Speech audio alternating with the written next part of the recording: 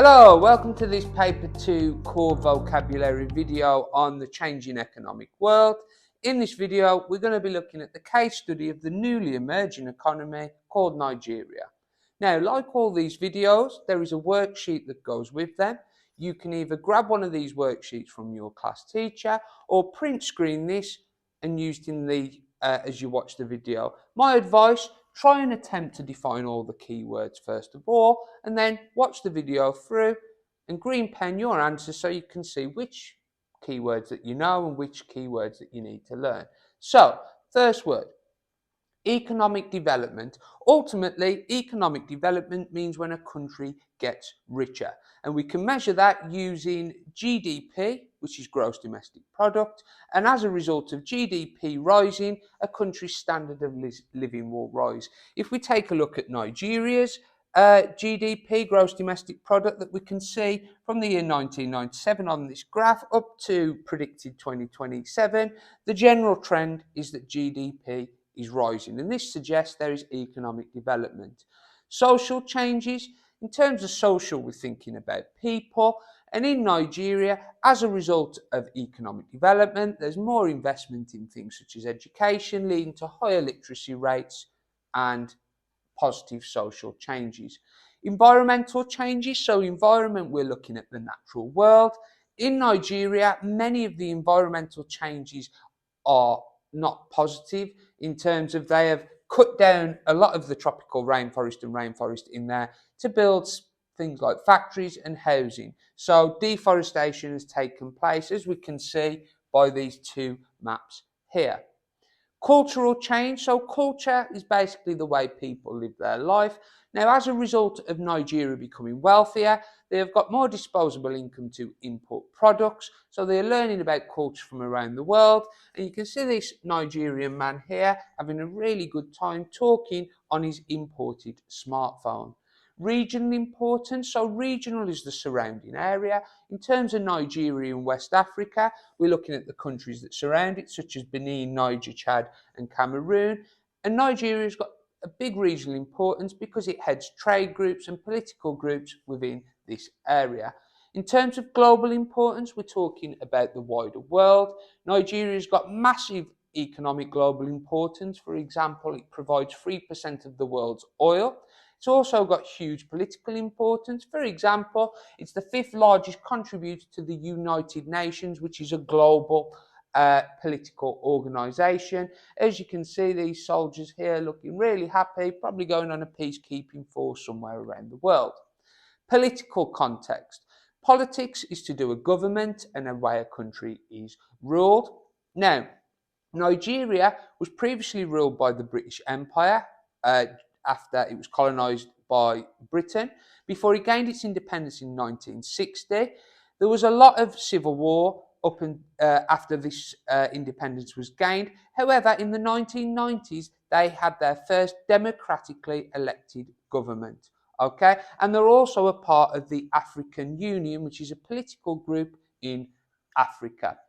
Social context. So when we're thinking to social, again, we're talking about how people live their lives. Nigeria is a multi-faith country, and there are lots of different tribes in Nigeria. For example, the Yoruba and Igbo tribes and Hausa tribes here, and as you can see, they live their lives in a different way, and this is demonstrated by the way that they dress. Cultural context. So cultural context in Nigeria, it is known around the world. For example, Nollywood is the second largest film industry in the world after Bollywood, and they produce hundreds of films every year. And also global musical icons like this man here called William Onyeabor, and his music is listened to all around the world. Environmental context. So, within the country of Nigeria, you've got three distinct biomes. In the far north of Nigeria, you have got hot desert, think the Sahara Desert. In the centre of Nigeria, you have got grasslands. And in the southern part of Nigeria, it is the tropical rainforest biome.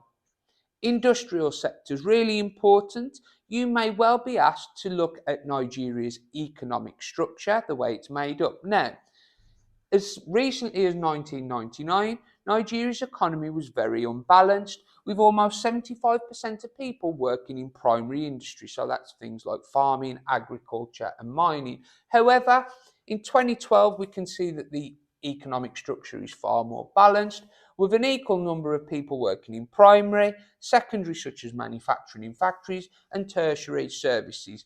And also we'll start to see more people working in the quaternary industry. So primary industry, I've just defined primary industry for you, but this is ultimately working with raw materials.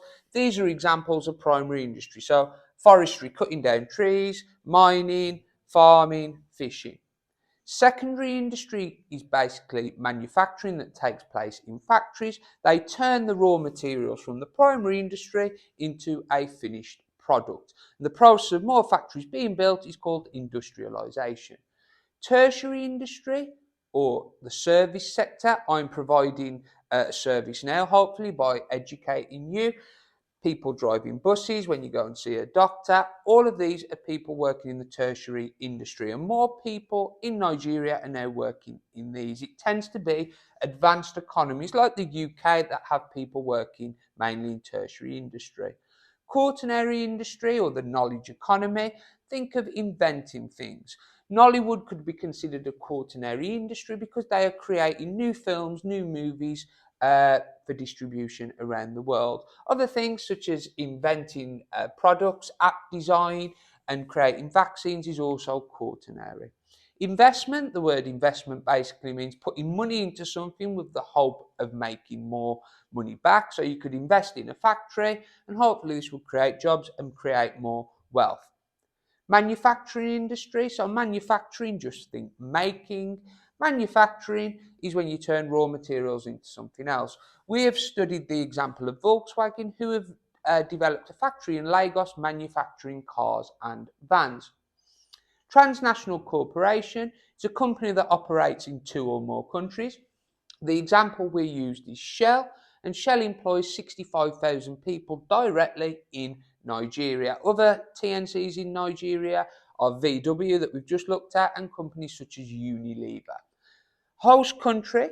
So the host country, if you hosted someone at a dinner party, you would have them round to your house. Nigeria hosts the TNCs, Shell and Volkswagen. They go to their countries and do their business, quite literally. Import, think of in, is when products are brought into the country. So Nigeria imports many products from around the world, such as Chinese smartphones, whereas export, think of the word exit, is when things are sold elsewhere. Nigeria exports 3% of the world's oil.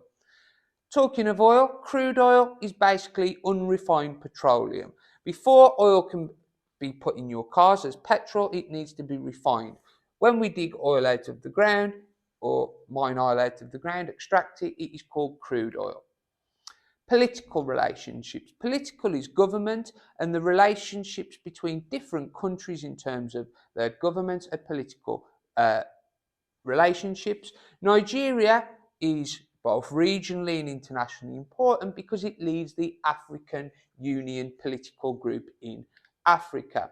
In terms of trading relationships, Nigeria is also regionally and internationally important, specifically in West Africa, because it leads the trading group called ECOWAS. And these are countries that will buy and sell goods to each other with reduced tariffs and quotas. International aid. Aid is help. International means to another country. This is when NGOs, non-government organisations such as Action Aid, have gone to Nigeria with the intention of improving quality of life, maybe literacy rates, life expectancy. Other examples that we have looked at are Tier Fund and Water Aid, and they have built water tanks in rural Nigeria to improve sanitation.